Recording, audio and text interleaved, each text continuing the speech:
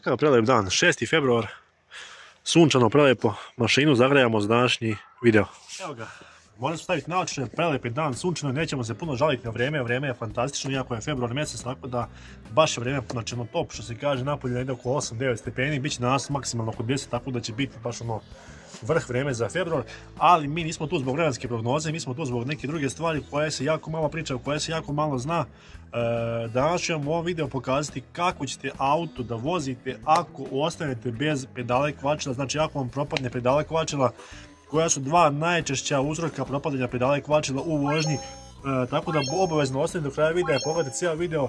Ovo će značiti mnogim vozačima koji nisu nikad doživjeli ovu situaciju i koji će možda doživjeti situaciju ovu. Sad, koji je problem sa propadanjem pedala i kvačila? Uglavnom postoje dva najčešća razloga propadanja pedala i kvačila u 99% slučajeva na automobilima. Prvi razlog je pucanje sajle kvačila ako je kvačilo na sajlu, ili otkazivanje glavnog cilindra kvačila ako je hidro kvačilo, znači ispuštanje ulja iz cilindra i ostajete bez pedale kvačila, odnosno bez podrške spojke ili kvačila, kako god želite. U 99% slučaja problem su ova dva tipa. U 1% slučajeva je negdje problem sa samim kvačilom i sklopom kvačila, ali to je baš rijetko. Uglavnom ne propada pedala kvačila kad je problem sama spojka ili kvačilo. Auto se naravno može voziti u takvim situacijama, ja ću vam pokazati kako se to može voziti. U principu, ako vam auto otkaže na autoputu, ako vam auto otkaže na putu magistralnom, ako vam auto otkaže čim sednete u auto, znači ostanete bez pedala i kvačila, u svim situacijama možete nastaviti vožnju do prvog servisa. Ne morate zvati šlep službu, ne morate zvati nikoga da vas šlepa, potpuno je bezbedno da vozite auto, tako da obavezno ostavite do kraja videa. Idemo sad na punte, nećemo puno dužiti ovaj uvod.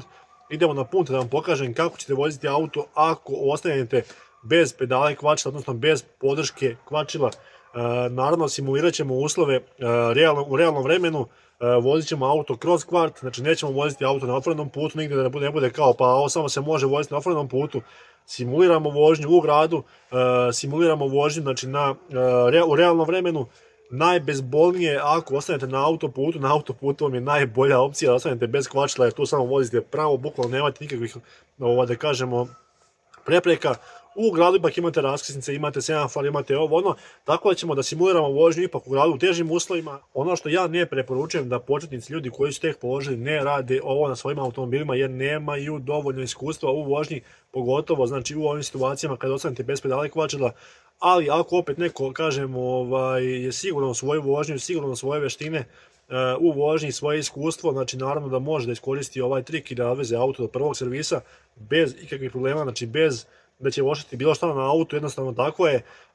Proces je jednostavan, kako ćemo da vozimo auto, idemo u puntu da vam pokažem, pa ću vam usput objasniti kako to funkcioniše sve, kako u stvari kvačilo funkcioniše ako vam otkaže pedala kvačila. Ajmo do punta.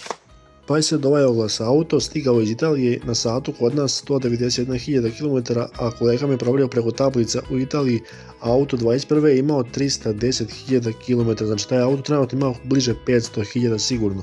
Zato bajeći moji, kad kupujete polovne automobile, obavezno koristite Car Vertical. Uz pomoć koda ROG imate dodatnih 30% popusta na kompletan Car Vertical izvještaj. Kad kupujete polovne aute, nemojte da kupite grobinu, obavezno koristite Car Vertical. Sad, koji su simptomi otkazivanja pedala i kvačila? Simptomi su prosti. Prvi simptom jeste kada stisnete kvačilo da ubacite auto brzinu. Prvo, nećete moći ubaciti auto brzinu. Druga stvar, kad budete htjeli da pustite kvačilo, pedala kvačila će vam ostati u donjoj zoni zaglavljena. Ako je pukla sajla ili ako je cilindar propao, može da se vrati pedala nazad, znači lagano, ali nema taj otpor, nema tu funkciju kvačila koja treba da vrši pri ubacivanju brzina, to jest pri biranju brzina u vožnji, ali i pri samom kretanju automobila. Znači, uglavnom ostaje zaglavljena u donjoj zoni i vi nemate podršku kvačila. Pedala, iako ostaje zaglavljena u donjoj zoni, ona je u neutralnom položaju, znači kao da je pušteno kvačilo, tako se kvačilo ponaša, bukvalno kao da je pušteno, znači nema apsolutno nikakav pritisak na kvačilo i nemojte siliti menjač da ubacite auto u brzinu ako auto radi bez podrške kvačila. Ja ću vam pokazati kako ćete voziti auto kad je auto upaljen, kako ćete voziti auto ako vam je pedala kvačila otkazala.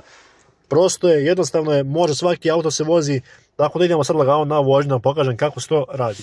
Sad prva stvar koju radimo kad ostanete bez pedale kvačila, znači slonit ćemo nogu ovu, nećemo nam uopšte prilaziti kvačilu.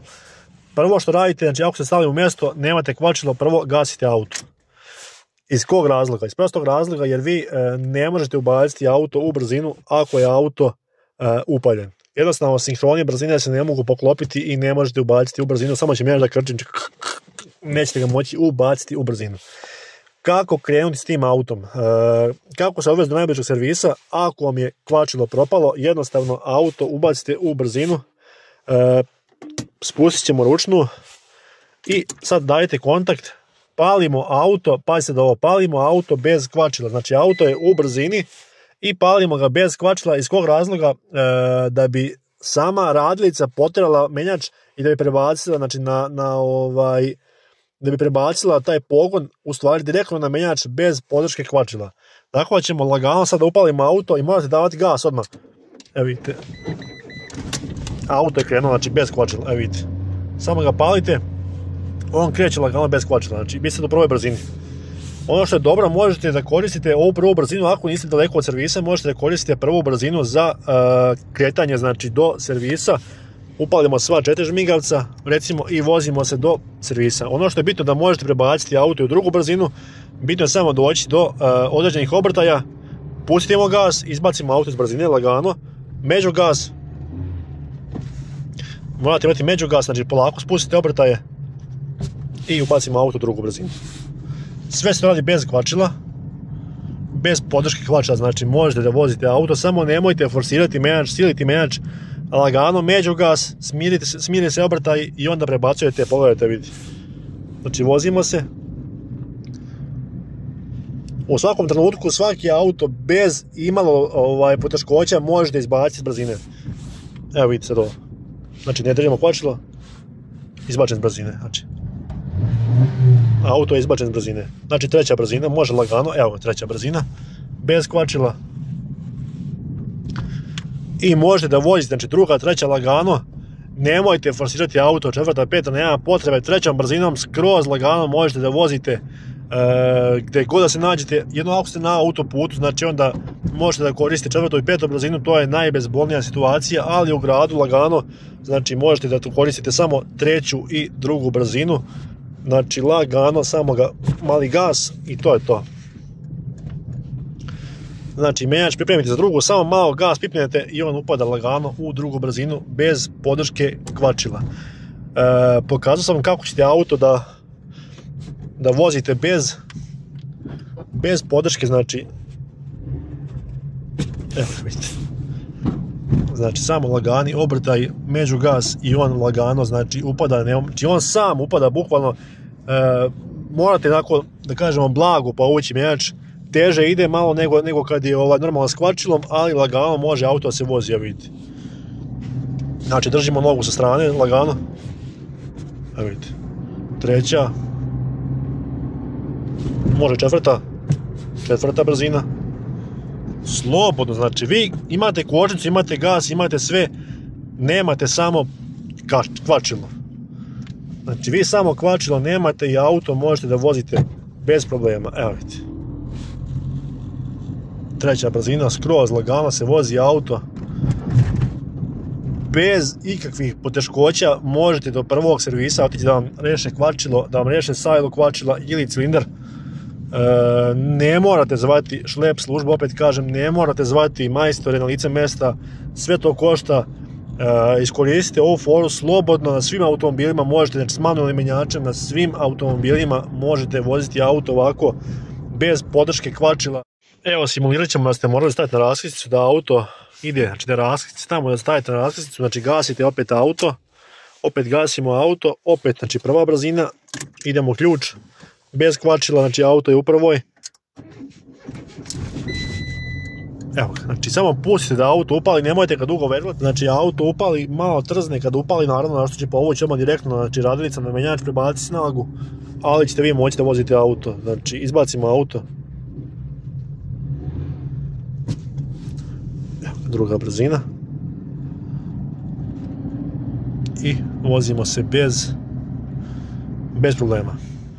Sad, ko je znao za ovaj trik, nek piše u komentaru slobodno, ko je probao, nek piše u komentaru slobodno, ko nije, probat će naravno ako ostane bez kvačila, što ne želim nikome, ali naravno dešava sve u vožnji, tako da nećemo dužiti puno ovaj video. Video je bio edukativan, informativan, tako da ćemo zadržimo taj content, bukvalno da kažemo tako, na kanalu Rokla će biti samo ovakvi videi vezani za automobile, nećemo se baviti testiranjem automobila i ničega drugog, radimo samo korisne stvari za vozače automobila. Imate playlistu prva specijale koji je sami vrh, da kažemo, videa na kanalu Roglavi. Obavezno ostavite like, pošaljite ovaj video prijateljima da vide kako mogu da voze automobil ako ostanu bez kvačila. A mi se vidimo u nekom narednom videu. Pozdrav i čao!